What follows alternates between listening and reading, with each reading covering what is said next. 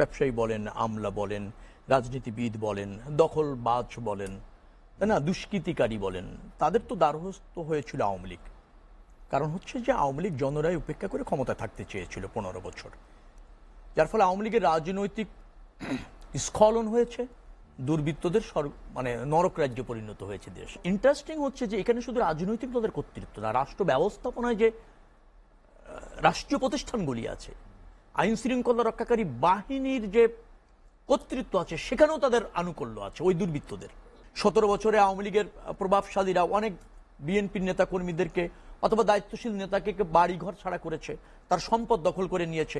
নোয়াখালীর সাবেক এমপি মামুনুর রশিদ কিরণের কথা, যিনি একজন ভূমিদস্যু, অন্যের জমি দখল করা, তার আয়ত্তে এরকম অনেক কবরস্থান পর্যন্ত তার হাত থেকে রেহাই পায়নি, যে কারণে অনেক সংবাদ মাধ্যম কর্মীদের মামলাও খেতে হয়েছে ডিজিটাল সিকিউরিটি অ্যাক্টে, আপনি জানেন সেই সময়।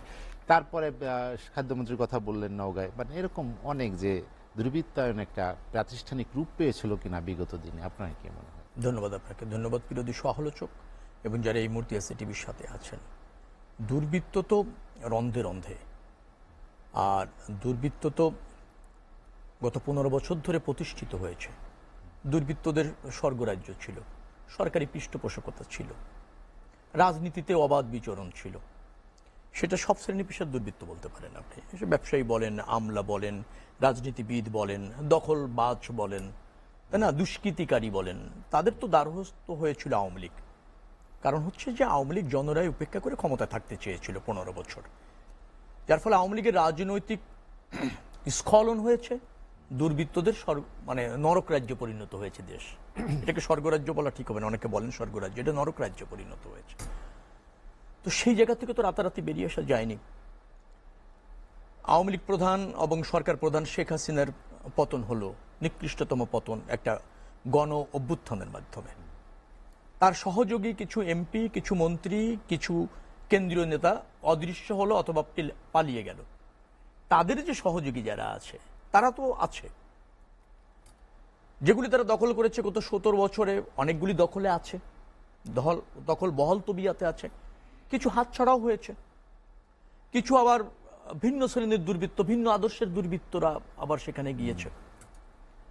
রাজনৈতিক প্রশ্রয় আমাদের দল থেকে যদি বলেন, একেবারে জিরো টলারেন্স। দলের কোনো দুর্বৃত্তের স্থান নাই, কোনো দুষ্কৃতিকারীর স্থান নাই, কোনো দখলবাজ চাঁদাবাজের স্থান নাই।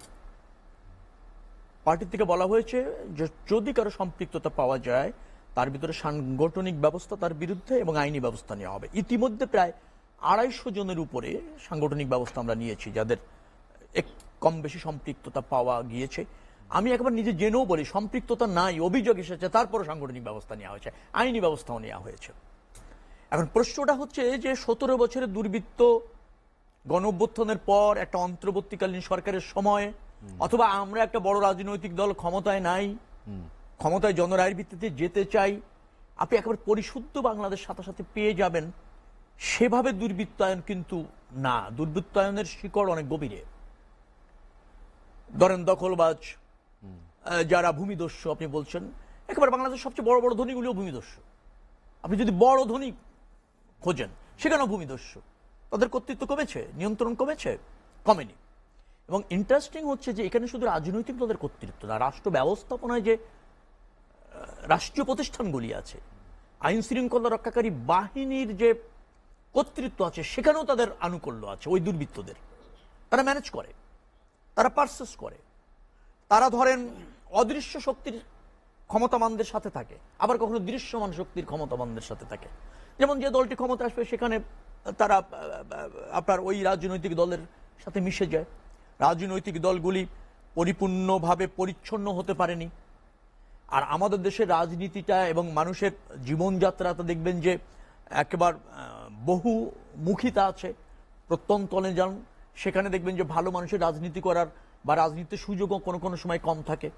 মানুষ, নাগরিক হিসেবে আমরা খুব বেশি সচেতন না, নিজের স্বার্থ হাসিল করার জন্য আরেক দুর্বৃত্তকেও ভাড়া করছি। ব্যক্তিগত স্বার্থের জন্য দেখা যাচ্ছে যে কোনো কোনো সময় দলকে দায়িত্ব নিতে হচ্ছে, দল বিতর্কিত হচ্ছে। 17 বছরে আওয়ামী লীগের প্রভাবশালীরা অনেক বিএনপির নেতা কর্মীদেরকে অথবা দায়িত্বশীল নেতাকে বাড়ি ঘর ছাড়া করেছে, তার সম্পদ দখল করে নিয়েছে।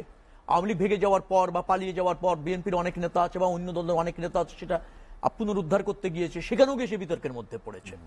কারণ আওয়ামী লীগ ক্ষমতার বাইরে গিয়েছে, কিন্তু তাদের যে দুর্বৃত্ত, তাদের যে সহযোগী, তাদের দাপট, তাদের আধিপত্য, তাদের কর্তৃত্ব কমেনি।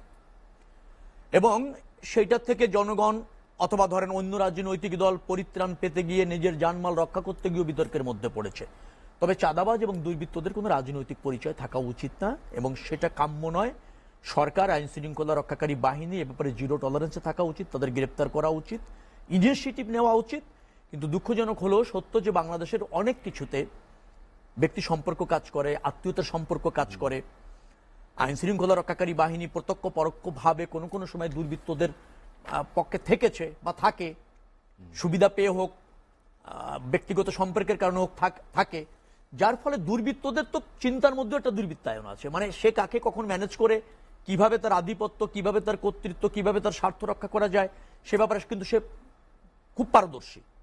অর্থাৎ রাষ্ট্রীয় একটা ঐক্যমত, আইন শৃঙ্খলা বাহিনীর জিরো টলারেন্স, আইনের শাসন, জবাবদিহিমূলক সরকার, জনগণের সরকার, দায়বদ্ধ একটা সরকার, দায়বদ্ধ রাজনীতিক, এইগুলি যদি আমরা প্রতিষ্ঠিত করতে না পারি, আলটিমেটলি এই দুর্বৃত্তায়নের হয়তো পরিমাণ বেশি কম হতে পারে, কিন্তু সম্পূর্ণভাবে দুর্বৃত্তায়ন থেকে ব্যবস্থাটি রয়ে যাবে। বেরিয়ে আসাটা বেশ কঠিন।